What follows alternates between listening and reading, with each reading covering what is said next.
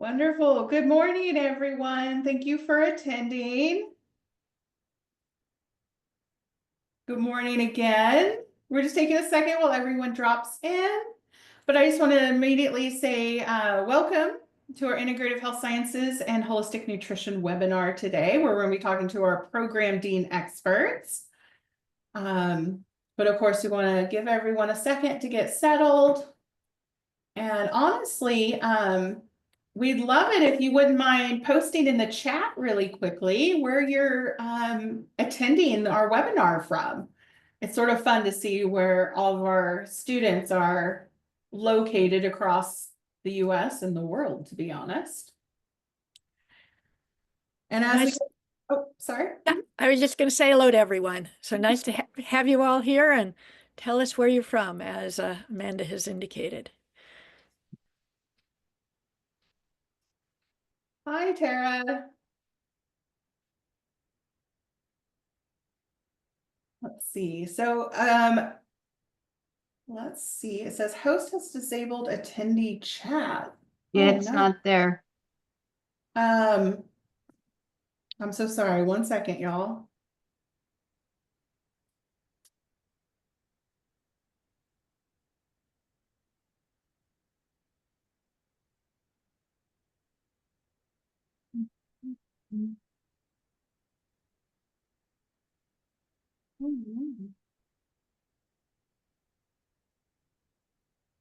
Just to note, we are recording. I see Yes. that button is going.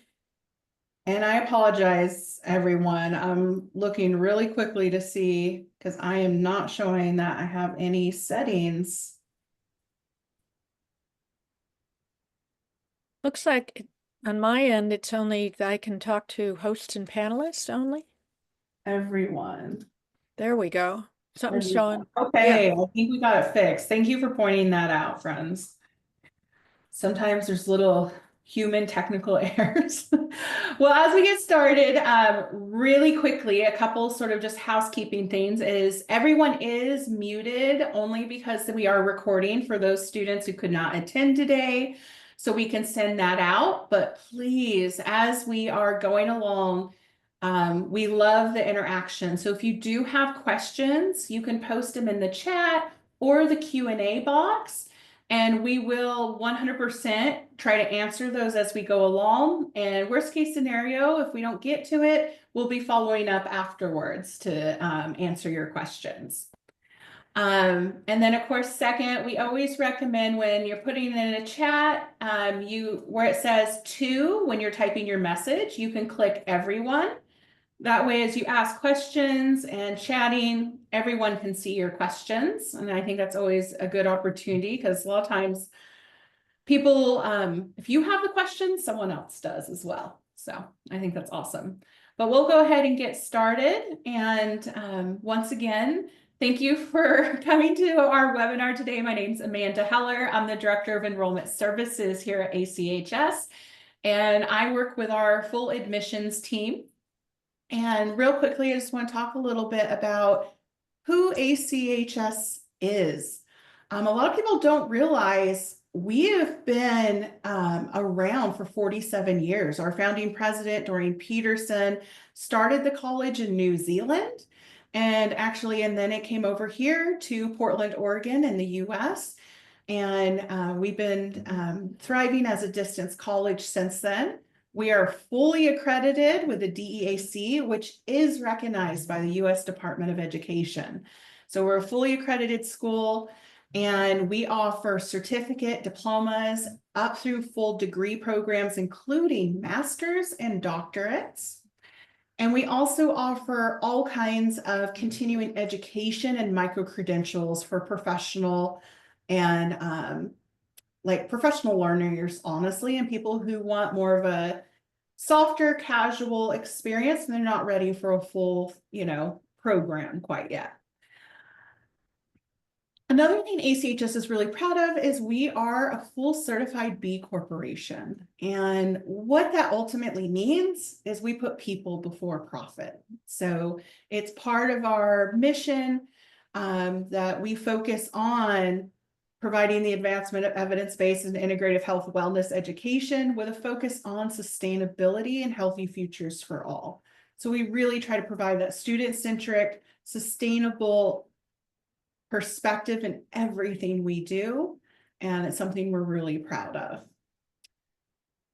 Today, joining us are experts. We have our program deans. Janet Ludwig, Dr. Ludwig is our dean of the doctoral program. Dr. Kaufman is our dean of integrative health and nutrition. And Dr. Holden is our dean of gen ed. So they're going to be guiding us through all of our programs today, curriculum, coursework, and really excited about having them chat and share their knowledge with us today. So again, please don't be shy about asking questions, because the ladies will definitely be able to answer your questions today. But I'm going to turn it over to Dr. Ludwig. Let you get started.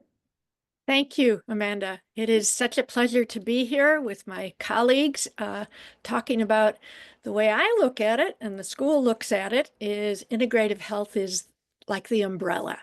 And you'll see in the media different perspectives of it, but the way that we teach it and incorporate it is that we encompass not only the conventional medicine, the surgery, the pharmaceuticals, all that is out there in the healthcare industry.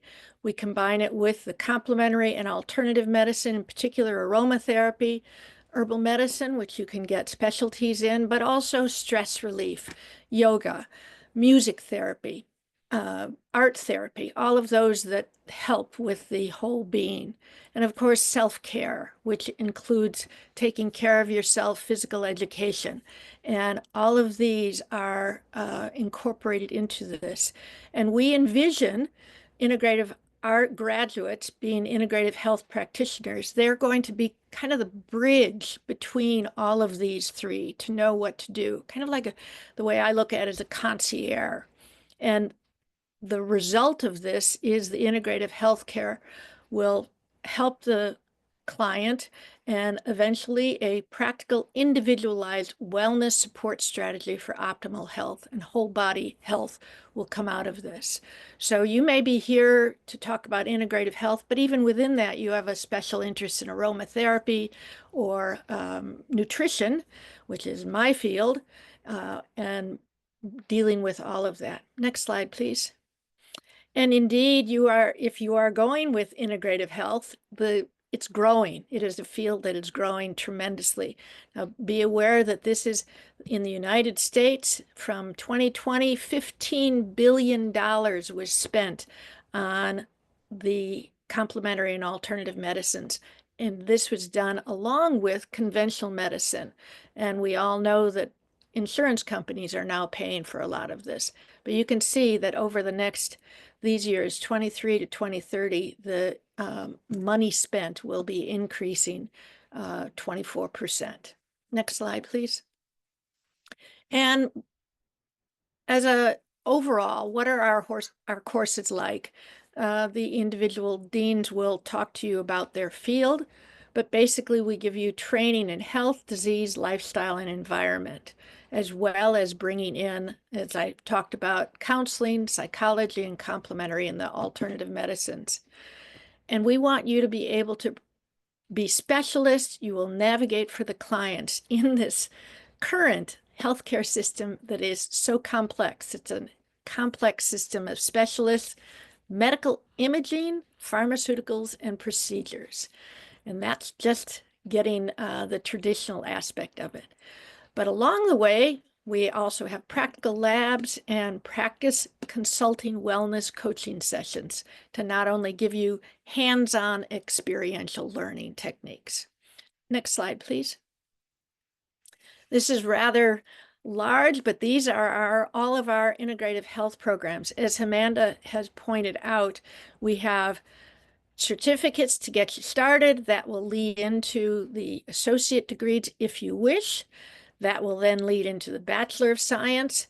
And then, of course, we have the Bachelor of Science can go on into the graduate certificates, master programs, and ultimately the Doctor of Science in Integrative Health. We are accredited all of these are recognized such that with this degree, you can go in at a certain level and teach at a college level or high school level with the bachelor's, depending upon what is going on. So, and going into research as well as one-on-one client advising. Next slide, please. And here is a slide indicating what our integrative health courses are like. They are based on biochemistry. To me, we are all chemicals. We are a bunch of elements and chemicals that are kind of held together. And we do study that in anatomy, physiology, as well as these specialties. They are taught by experienced educators that are at the terminal level, naturopathic doctors, masters and doctorates, as well as registered dietitians, certified individuals in coaching, as well as certified in education specialists, health education specialists. And as I've already mentioned, we have practical kits along the way. So you'll actually be working with this hands-on. Next slide. And here we are, we're going on with the examples of the integrative health courses, and I'm going to go ahead and pass that off to Dr. Lori Holdren. Thank you, Janet. Welcome, everyone. It's exciting to see how far spread across the country everyone is. I didn't notice if anybody was overseas yet, but welcome. I'm Lori Holdren. I'm the Dean of General Education, and some of these classes fall in my category, which is why I'm going to talk about them today. We have a wide variety of both undergraduate and graduate classes, and this is just a sampling. We have integrative health approaches for wellness is one of our classes, along with several classes in personal, community, physical activity, community health, public health. So if you're interested in that area, we have several offerings there. We also have some special modality classes, including body care, herbalism, energetic modalities such as the flower essences, the Bach flowers. We have iridology and homeopathy. And some of these courses, like the homeopathy, actually also earn you a badge that you can put as a credential on like your LinkedIn or on your email signature. We also have the classes that do integrative pathophysiology, which are taken after our anatomy and physiology courses. As Janet mentioned earlier, we have wellness coaching and communication skills. And we also have, along the business and entrepreneurial lines, we have entrepreneurial skills for wellness professionals. All the classes that we are offering, whether they're general ed or these integrative health classes, all have a focus and bring in these hands-on materials. So there are lab kits in a lot of classes that you wouldn't expect. For example, even the math class has a lab kit that goes along with it. So we try to make every subject that you're learning relevant to integrative health. Next slide. These are the graduate offerings, and I just wanted to point out that within particularly the associate's, bachelor's, and master's degree programs, you do have electives that you take. And the three main areas that we have that you might be taking these in are aromatherapy, holistic nutrition, and herbal medicine. In addition, we have a class called Introduction to Integrative Health Theory, which goes over a little bit of from each of those areas, as well as some of the other areas like the yoga and whatnot that they mentioned earlier. We have a graduate homeopathy class. We also have the graduate pathophysiology classes, as well as the wellness coaching, communication, and entrepreneurial skills. You might be wondering what's different at the undergraduate versus the graduate level. Well, in the graduate level classes, there's more emphasis on reading the research. So when you do discussion posts, you bring in research that you've looked up in our library to share what's going on, what's current in the field. We are very research-based in all of our classes, but you're going to look at more in depth in these graduate classes. Lori, quick question. Yeah. How is pathophysiology different than anatomy and physiology, and why is that an important part of the program? The pathophysiology looks more into what's going on with the conditions and how to support them. And they look at all the integrative ways to do that support. So there's a natural handbook of natural medicine. There's two different versions of it. One's at the undergraduate, one's at the graduate, but it goes over very much more into detail with different conditions that people are facing, common ones that a lot of our students have family members or themselves that are experiencing them. So it's looking at the support not just what's going on in the body. So it's like a whole picture. Wonderful. And this is a question for the whole team. A student asks, when we're taking classes, do we learn about supplementation, not just herbs? Where does that sort of cover and cross over? That's within all of the courses. In particular, they are in the nutrition program, which Dr. Kaufman will be talking about, but they are also within the pathophysiology courses, as well as when you are developing a volunteer client protocol, you will possibly consider the dietary supplements too. Yeah. Good question. And I tell students that definitely very common. We have specific coursework, but it's drawn throughout the classes. So it's something to consider when you're navigating what program you want to move into in the curriculum you choose, or electives if your program has electives. Amanda, I did want to add, in the doctoral program too, it does continue on with using supplements in looking throughout the different coursework.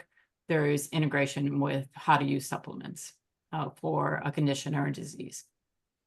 And then we have a question: if we're focusing on herbal medicine, doesn't that incorporate aromatherapy? And I'm sure y'all can speak to that, but my immediate answer is there is crossover, but like Professor Latin, our program dean of aromatherapy, will say it's the other side of the coin. So if you are studying herbal medicine, you are not studying the core aromatherapy subjects. How would you guys touch on that? the Go ahead, Lauren. Go the ahead. aromatherapy classes will delve more into the chemistry of the essential oils and what that does and what each of the constituents, the effects that they have. We actually have another dean who's not here today, Amanda Latin, who would be a great resource in that area because that's her field of specialty. So in looking at like the ISH 500 class, that would dabble into all the areas. Whereas if you take a specific aroma class or specific herbal classes, those are kind of separated, but there is some overlap in terms of they're all coming from the same plants. Mm-hmm. Yeah, definitely. We have one more question. I became interested in my passion for nutritional studies grew from nutritional psychology. Do we have courses that focus in on nutritional psychology? Ooh, I'll start with that one. Dr. Kaufman may add to it, but yes, how you eat, what you eat is all psychology. It's your environment. Do you eat in your car? Right? That certainly affects how your digestion works and your stress level. So yes, we do definitely go through psychology because that's a big part of eating. It's where wars are. How you eat and what goes on is society. It's what wars are fought over. It's religion. It is all of it. So yes, we definitely deal with that because that certainly impacts it. We're getting some questions about the doctorate, and we may need to come back to that. So we keep coming through the slides, but I do want to highlight in the doctoral program, you do get 16 electives, and you can choose herbal and aromatherapy classes to fulfill those electives. Let's see here. Oh, a little bit more for you, Lori. Yep. So we're going to take a look at a little bit more, delve into a couple of our courses. So the one, and we're getting exciting about this because these are getting ready to be offered in the fall, and we're look as deans, we look way ahead and see what's going on. But homeopathy comes up in the fall, and I think there's one this summer. I think the one runs this summer, one runs in the fall. But it's known for its ability to enhance the quality of life, and it explores homeopathy through scientific, I'm sorry, I'm speaking very funny today, scientific, philosophical, sociological, and historical lenses. So you get a very broad understanding of homeopathy. It's taught by our professor, Dr. Nolan Noska, who is a naturopathic doctor, and he has had extensive training in this modality. Students really enjoy this class. It reviews the pharmacological aspects of homeopathy, also including the manufacturing, dispensing, and counter-prescribing. And we've just been able to identify it, which is one of the things that we're excited about, some new textbooks about this subject. As you might imagine, there aren't tons and tons of research-based scientific books. And that's what we want to make sure that we're sharing with our students. So we're excited about this class. And also there's another slide here. Is our IHS 100 and then the IHS 500. I was talking about those earlier because they go and blend, and this is a great class, either one of these, to take if you're becoming a student for the first time, so you can kind of see where your passions are going to lie. You may not realize that you really love aromatherapy until you get a little bit into that. So this class gives you a broad view of each of the subjects so that you can take a look and decide where you might go. Next. And then we have our wellness coaching and communications skills class.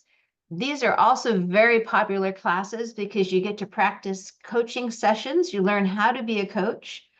There are simulations you do, you submit them. We have a wonderful professor who will give you feedback. And if you take the NAT 515, the graduate level one, those can help you go along with the National Board of Health and Wellness Coaching certificate that's out there. And you also learn always in all of our classes about the Integrative Health National Organization's guidelines, which are their ethics and their requirements. And I think this is where I'm going to pass it over to Dean Patricia. Thanks for the overview, Lori, of some of our most common courses. Hello, welcome everyone. I'm glad to be here. So holistic nutrition and integrative health, they are integrated. It's just that, as Lori indicated, all the different programs in the integrative health, holistic nutrition really focuses on nutrition, but it still incorporates the botanicals, the aromatherapy into it. So, but if we look at holistic nutrition, and then why it's really important that it's holistic nutrition, is we're not using nutrition to focus on correcting one organ per se. Like we're not working on just correcting the liver. We're looking at the body as a whole ecosystem, and how does a nutrition play to it? So like the question about psychology, you know, and if we think of all the neurotransmitters that we have and how they relate to nutrition, it's so important that we use holistic nutrition to help work with clients or in our profession as whatever we might be doing. And so one of the things that a holistic nutritionist would do is, you know, you could start your own company, you could work alongside other practitioners, as Dr. Ludwig mentioned. There's other practitioners like the conventional, your PCP, your primary care provider. You would work with your client's primary care provider and making sure you're given a well integrative, holistic program that the person can achieve optimal health. And so it could be, they could have a disease or a condition such as cancer, diabetes, cardiovascular disease, or any of the other chronic conditions that we see so much of, especially in the United States. And we sometimes get the question a lot, what's the difference between holistic nutrition and functional nutrition? If you could, and that is on the next slide. The one more slide. I've changed the slides on you, sorry. So that's a great question. And it's becoming blurred. Because a functional nutritionist does similar things. They look at the whole body. So does a holistic nutritionist. A functional nutritionist also looks at lifestyle and environmental factors and what barriers or what might be causing their condition or a disease. And both holistic nutrition and functional nutritionists do that. And it's really becoming blurred what that means. And so really the holistic brings in a little bit more of the aromatherapy and the botanicals than you would see if someone was a functional nutritionist. They don't typically bring in as many botanicals or herbals or understand them as much. And so the holistic nutrition program at ACHS is to focus on also having an understanding of how to bring in these other, the aromatherapy or the herbal medicine botanicals. Perfect. And real quick, with that answer, real quick, so you guys can see the programs. Here are all the programs that Dr. Kaufman sort of manages. Yes, and so similar to the integrative health program, you can get a certificate if you may have an undergraduate somewhere else and you want to get into nutrition counseling, you could get a certificate in that. You could also start at an associate level, and both the certificate programs and the associate can feed into if you want to then go on for your bachelor's of science. So it kind of gives you a stepping stone, and it depends on where your needs are at. And then from there, you can move to a graduate certificate. Sometimes those graduate certificates are really helpful. If you have a bachelor's of science in nutrition, it can just add to that. And then the master's of science, holistic nutrition. And we'll talk a little bit more about that, because the master of science, holistic nutrition at ACHS gives you all the coursework you needed to become, to qualify to become a CNS. A certified nutrition specialist. And that CNS then gives you a pathway to become a licensed dietitian nutritionist in certain states that offer it. And then, of course, Dr. Ludwig will talk about the Doctors of Science Integrative Health Program, and you can specialize in nutrition in that program as well. And then, so what I didn't cover on this one is what is the difference between a nutritionist and a registered dietitian. So as I just said, the Masters of Holistic Nutrition, you can do the pathway to get licensed if your state requires licensure. And so that makes you more aligned to do medical nutrition therapy. And that's what a registered dietitian does. They focus on medical nutrition therapy that can be covered by insurances. So that's the key. The difference really between us at the holistic nutrition level, I am a nutritionist, I'm a licensed dietitian nutritionist, and a registered dietitian is a registered dietitian typically works in a hospital or a clinic. They have more set protocols, so a little less personalization, so a little less client personalization. So they're not looking at the whole ecosystem. For instance, you might have a registered dietitian that's focused mainly on just type 2 diabetes. So they just work with helping control glucose. Whereas a nutritionist, you're going to look at, they might have genetics, they might have environmental factors that are causing their putting them at a higher risk of type 2 diabetes. And then I think we have a slide on the nutrition courses. So if we look at one of the nutrition courses in the program, it's called Advanced Applied Holistic Nutrition. And I know an individual asked about the supplements. This is one of the classes that you really do dive into the supplements. Why? Because you're looking at macronutrients, micronutrients. So macronutrients being, of course, your fat, carbohydrates, and lipids, and the micronutrients being all your trace minerals and vitamins. And then we also look at what's called phytonutrients that come from plants. And then nutraceuticals. We use the term nutraceuticals because you can, through plants and through supplements, you can get more of that, more of that therapeutic function that, and I'm not going to put it with medication because it's not supposed to be, it's not a medication, right? But it gives you more a therapeutic dose that then can really help someone's to achieve optimal health. So, the one thing that I'd like about that class too is you really start to do the hands-on. You start to observe, you monitor, you track food intake, you understand what does their diet look like? What are they missing in their micronutrients? What are they missing in their macronutrients? And how can you make a difference based on that? Mm-hmm. And then the macronutrients, so the 501 is mainly the applied.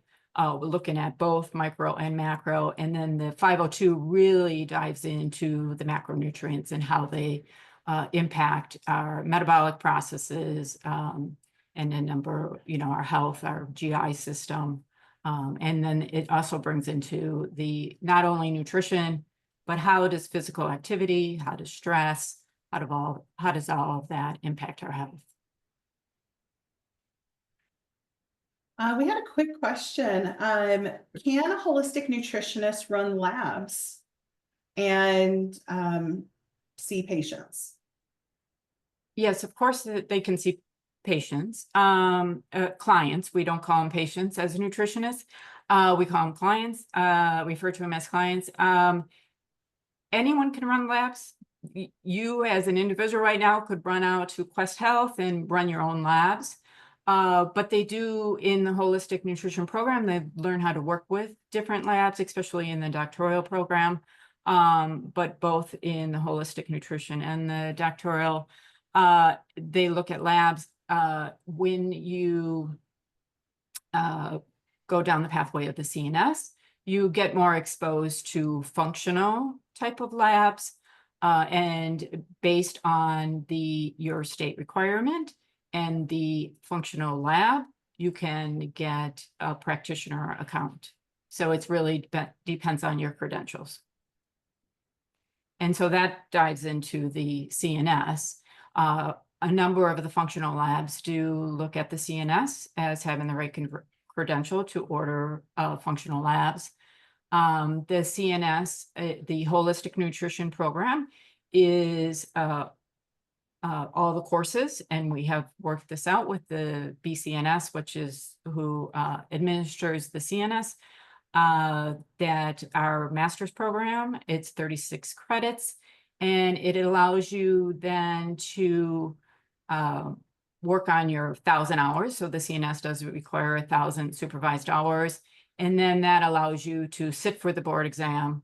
And once you get CNS certification, many states, or the states that do require LDN or do a look at LDN and require LDN, will take your CNS exam as their exam for you to apply for the state licensed. The CCN, the holistic nutrition program, allows you to also go through to get a certified clinic nutrition credential.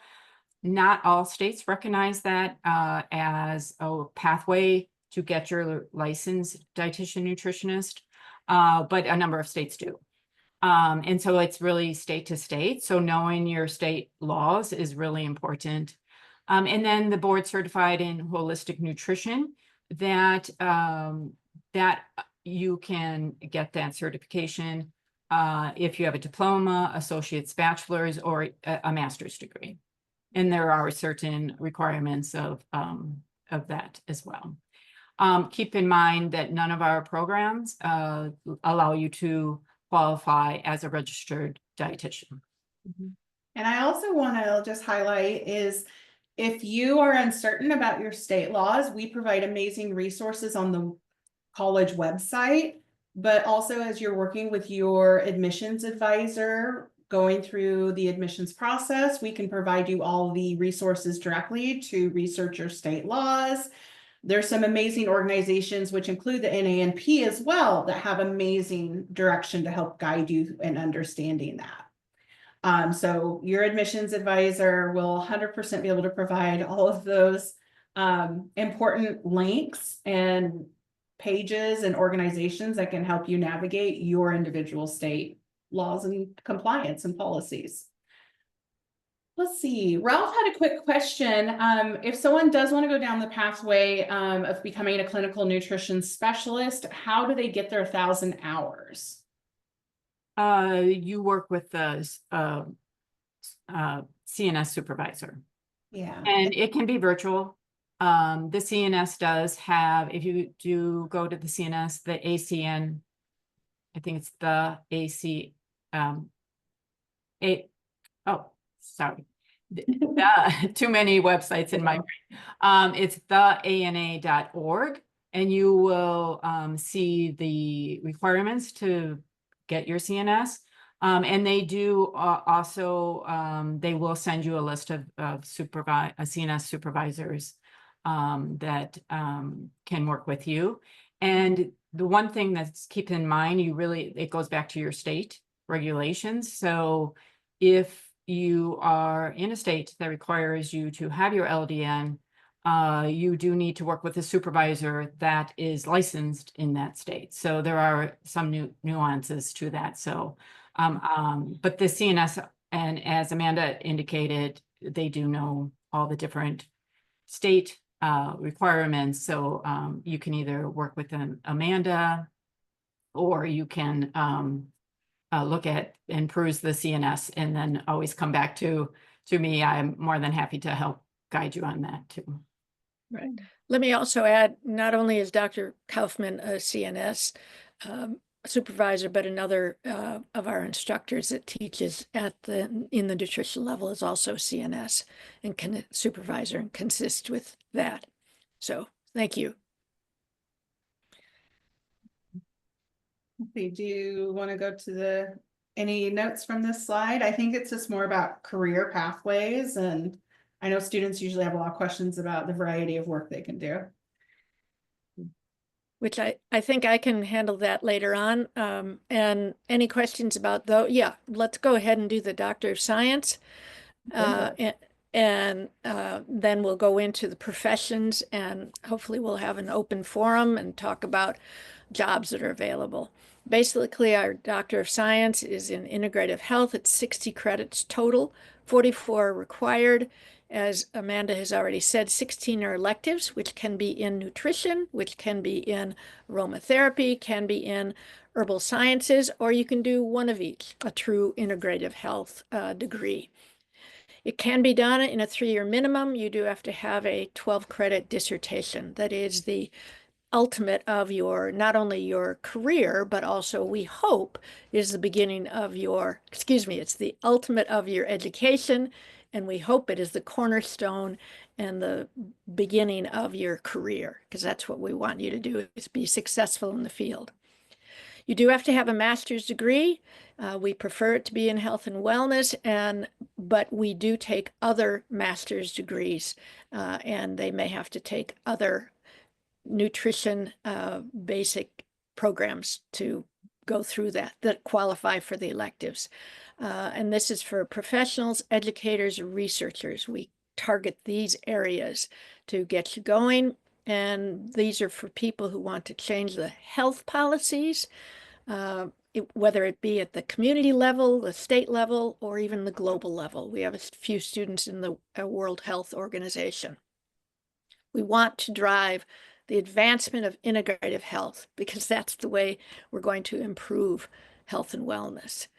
And what you will basically be learning at the doctoral level is research methodology. In one of your early courses, you will be taking a course and developing and going through National Institute of Health to learn how to protect human research participants in your studies, because some of our students do actual human research in their dissertation program, and we can talk about that.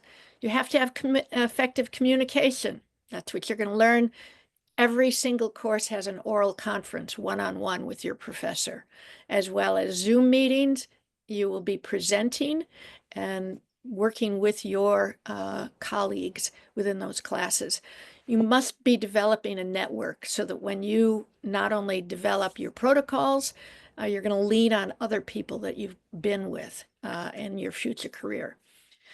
And we encourage professionalism, going to science conferences such that you are presenting and collaborating with others. Our HealCon conference that is coming up in May, we have 6 students and graduates that are presenting their poster information. So let's go on at this point. Going on with this, you're going to be developing these in the program: functional nutrition, physiology, and lifestyle and wellness. Practical skills, which I've already mentioned. So let's go on with the next one.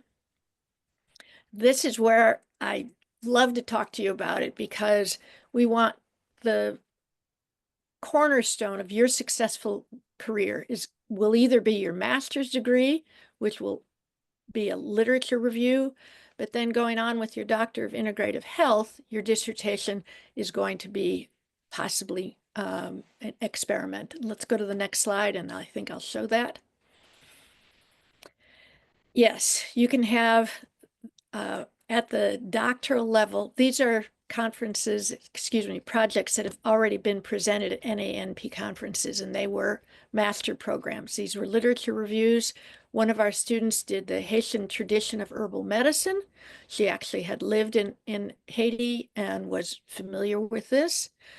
We've had other people presenting at this NANP conference, therapeutic efficacy of curcumin across varied inflammatory pathologies, gluten, the gut, and mental health disorders, and of course, the effect of the Mediterranean diet on women's fertility. All of these were so important, and they presented it and talked to all of the viewers that came by and asked them questions and worked together. Next slide, please. As I had indicated, the dissertation project, we'd like to have it at a higher level than the master's. You can do it at an experimental level. You can do it as a systematic review. You can actually develop a healthcare protocol. All of these, as well as your master's, is identifying gaps in the literature, and you are to be filling that gap. Here are samples of dissertation projects that have been done. These are experimental. Of course, these have a chairperson. You have a committee of members assisting you with getting you through and developing this. 3 members, all of them terminally educated, either MDs, PhDs, doctoral students, NDs. And the ones that have been done so far is a multimodal dietary treatment in Tourette's syndrome. This was linked up with a Neuroscience Institute. A grant was provided with it, and she has published the results from this. She showed improvement with a dietary and stress relief in Tourette's syndrome in these individuals. Also, we've had a student do a practice with nutrition education to support long distance running. This was a person that herself was a marathon runner, and she worked with people that were dealing with competing and showed changes in their health and improvement in their running time.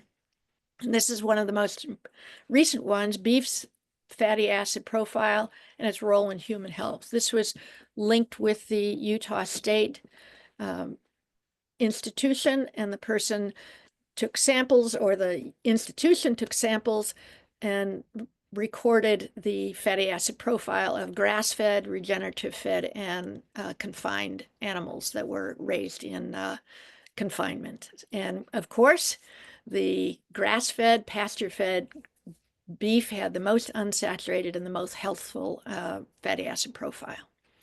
So let's go on to the next one. Samples of dissertation projects also that have been presented at the master's level.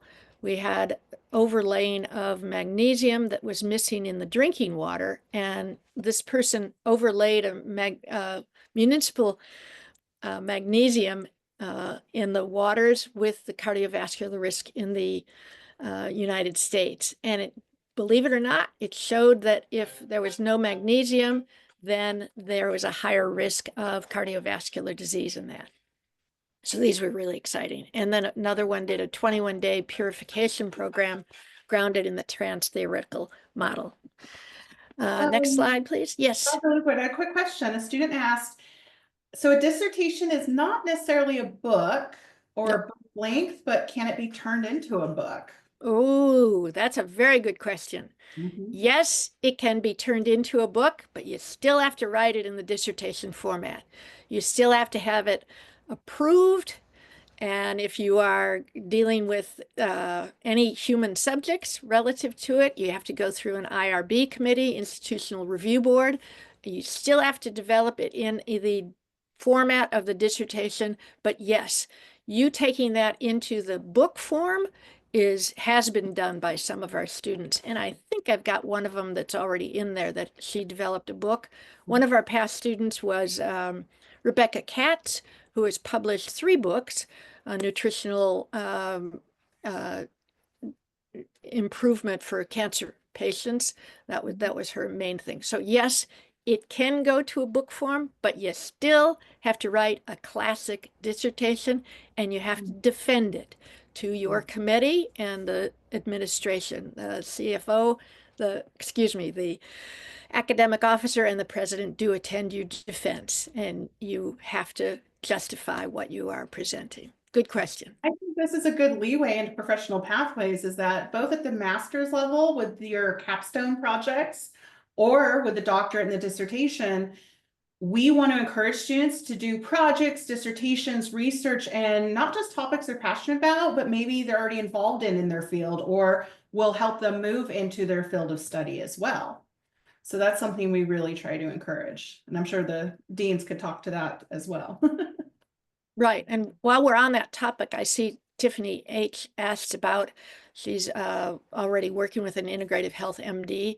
And of your 3 members that you must have for your dissertation committee, 1 member can be from outside as long as they are approved by the institution, have a terminal degree, and are an expert in the field. So yes, such as you saw with Tourette syndrome, the dissertation, as well as the fatty acid profile, Utah State, those 1 member of the committee was from those institutions.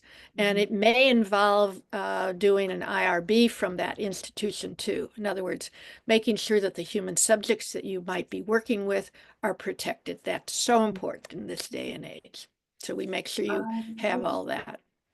We just had a question about guidance and careers. So I'm always very transparent with our students. We do not place students, but we do have a full active career services department that wants to work with students from their first semester forward. So that's very important to our career services department, that they're there to support your entrepreneurial or traditional career goals and support you and help you create milestones and accomplish goals while you're going through your programs. So we do provide career services support from that angle. And we would love for you to be working with them before you even start your dissertation. So it's part of your plan overall. Good. Yes, very good point. And let's go into careers as we're talking about this. We have many people going into integrative health and nutrition practitioners, one-on-one.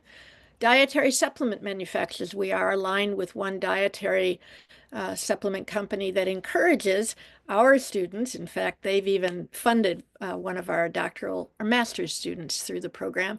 They always encourage research, such as in cinnamon, finding out what is the active ingredient, because then they take that further and possibly develop a supplement. Of course, educators are in our graduates, research and academia, as well as corporate sector, as I mentioned, with supplements, and of course, health and wellness professionals in corporations, health gyms, clinics, athletics, supplement and food stores. And we do a have growing area, we've had a lot of people from HR moving into the health and wellness field, because there's a lot of corporations and companies that want to build health and wellness programs. Definitely. Google has a huge area because they want their employees to be healthy.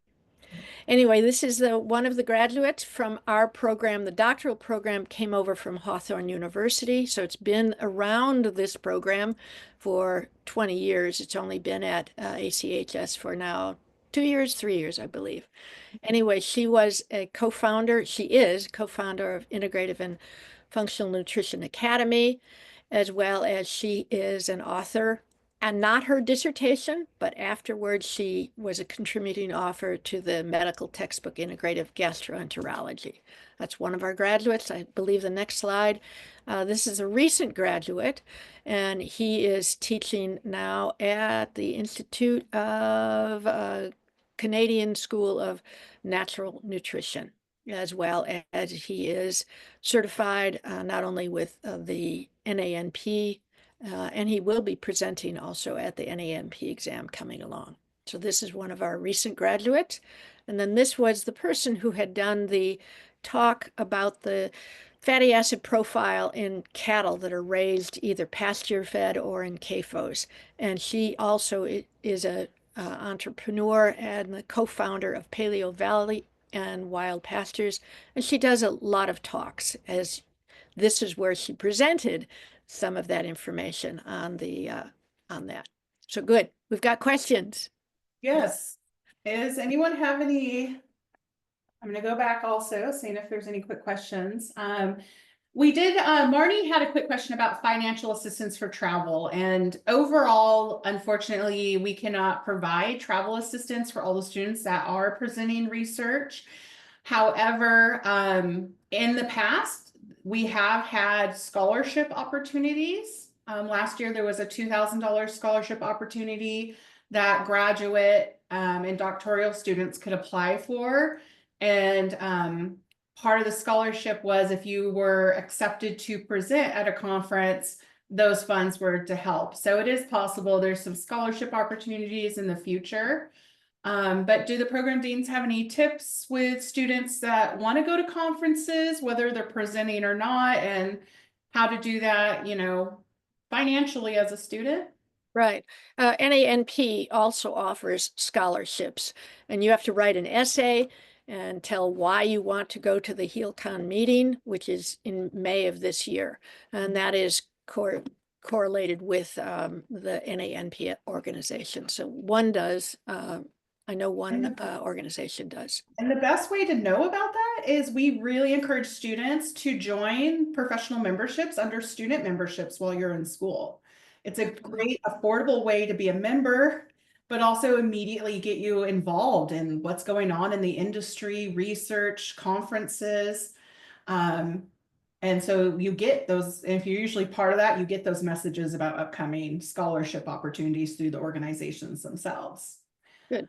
Ooh, we had an amazing question. Are dissertations presented virtually or in person?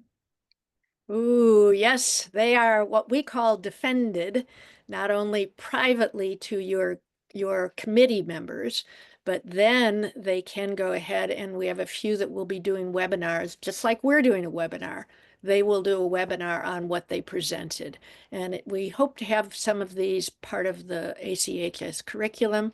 And as I already talked about, as you already know, Autumn Smith does them on presented hers podcast on various places. So yes, we encourage, you got to get out there, you've got to communicate that information because it's exciting. Yeah, but we try to be, again, that's part of our focus on supporting students is you're at this time not required to fly in for any of the graduate work presentations. We maximize technology. But of course, if someone lives local or to Portland or a situation worked out, I'm sure we all could plan something if you were going to be on campus and wanted to be physically in the main building among some of the staff that lives local. I don't think that would be a problem at all. And we do hold graduation in person once a year, every June. So students that might be an opportunity for students to, when they decide to fly in and attend live to graduation, to also meet staff. Oh, you have to talk about the herbal walk on our graduation.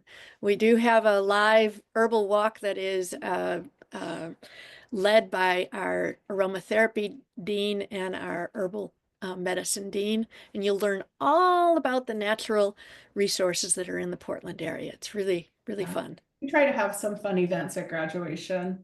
Yeah.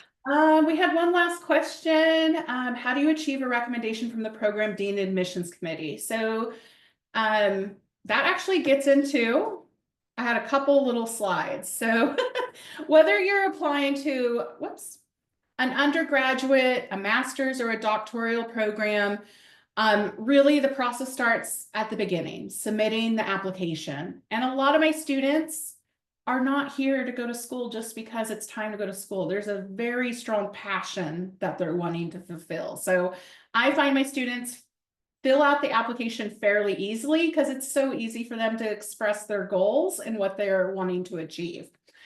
Then we need to order transcripts. Specifically at that point for undergrad and master's students, you also will typically meet with your admissions advisor through a phone appointment where they connect with you about your goals and interest and can add the notes to your application before it goes to committee. For doctoral applicants, once your application is submitted, all transcripts are submitted, we support you in scheduling an appointment one-on-one with Dr. Ludwig. So you have that meeting to not only sort of start that building that relationship, but it allows you the opportunity to ask your academic questions, talk about the research you're interested in.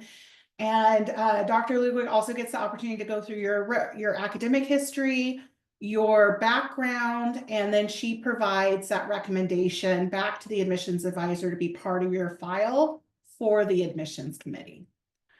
So I appreciate that question. But your admissions advisor would support you through each step of that process. So, and with the goal of it going very smoothly and organized and helping you, keep on your timelines as well.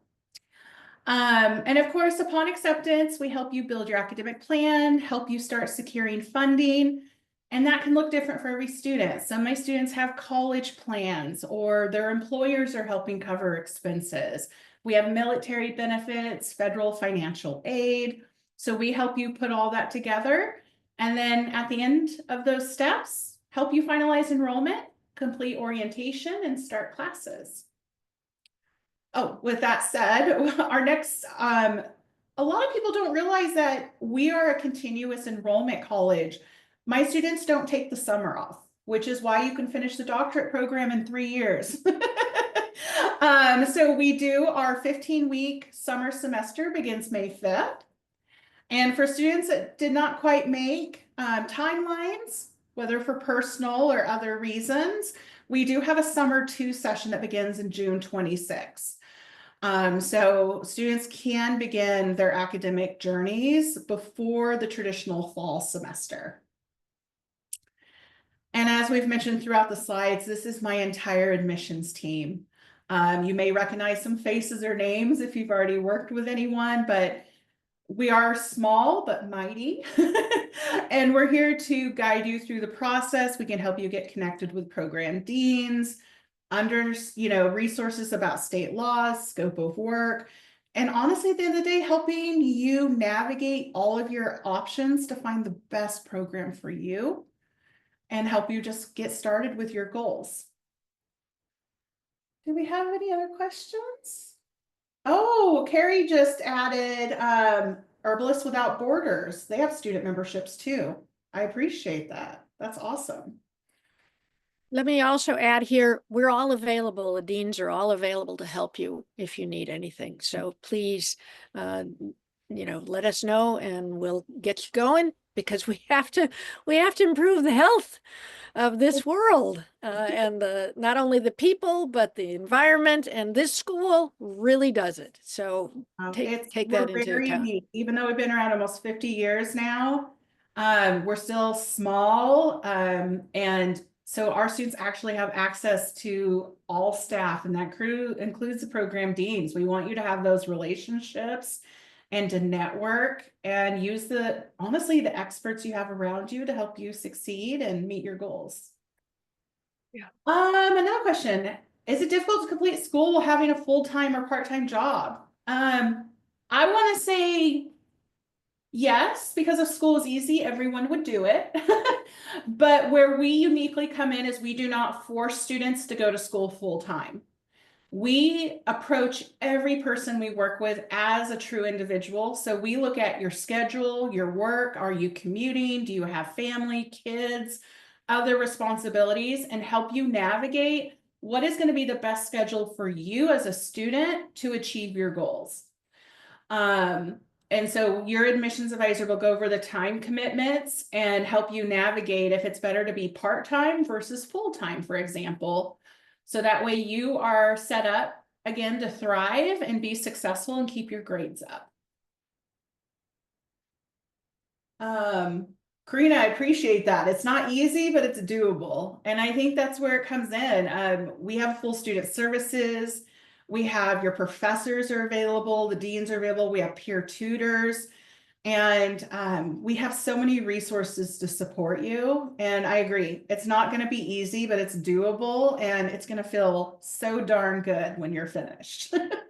And I'll add that Karina is in the doctoral program. So she's doing a great job, working hard. Yeah, and here's what's a little bit different. So full-time for undergrad students is 4 classes a term. Full-time for a master's or graduate student is 3 classes a semester. Full-time at the doctoral level is 8 credits. So yeah, it's a little bit different depending on the student and such. And Tanya, thank you for sharing the program dean's emails. Feel free to email anyone directly or reach out directly to the admissions team as well.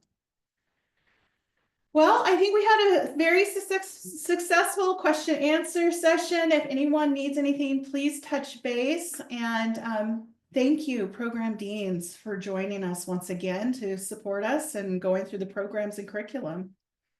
Thank you. It was great to be here. Thank you. Thank I you hope too. everyone has a beautiful day. Take care, Okay. everyone. Take care, everyone. Bye. Bye. Bye.